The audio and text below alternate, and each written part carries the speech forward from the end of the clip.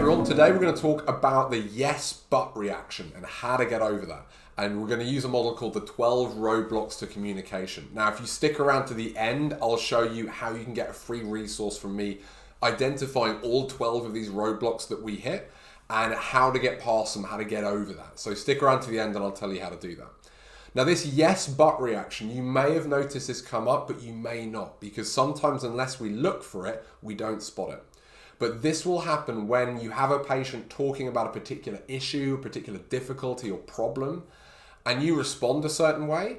And when they respond back, it starts with yes, but. So they might tell you about some difficulty they've had doing some stretches you've given them. You respond a certain way and they go, yeah, but da da da da. What that means is that they are disregarding what you have to say and they're feeling like you haven't really heard or understood them. So we need to watch out for this yes but. Now this is what Thomas Gordon termed psychological reactance.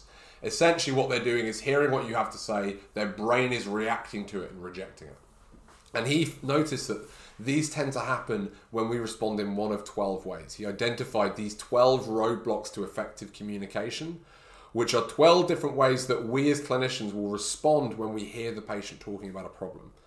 Now, some of them we don't want to ever use. For example, moralizing or judging are roadblocks that hopefully you don't ever want to do with patients. But some of them are things that we do want to do. For example, reassuring or interpreting or giving advice. Now, the key thing with the roadblocks, and I always come up with this when people ask questions about this when I'm teaching it, they'll often go, but how am I supposed to do that? That's a good thing. The key thing he identified is that these are automatic responses. And sometimes they can be helpful, but sometimes they're not. And when they're not is when you get the reactance, the yes, but reaction. And what's important here is it's not down to whether you think it's appropriate. It's all about whether the patient thinks it's appropriate. You might think this is a good time to reassure this person or to maybe humor, the situation a little bit, lighten things up. If they feel it wasn't the right time, that's when you get the yes but. So what we need to do is we need to start identifying these roadblocks. Look for the ones that we fall prone to, because you will all have different ones that you tend to do automatically. And then when you're aware of that, what you can start doing is noticing when you want to do it, stopping yourself and thinking consciously, is this the right time to use this strategy? Because if it's not, you're going to hit a roadblock and then it's quite hard to come back from that. So for example, I might hear a patient talking about how they're struggling with something and I might think, actually, that problem's not as big a deal as they think. They might think that, oh, I'm feeling this pain when I do it. That must mean I'm damaging it.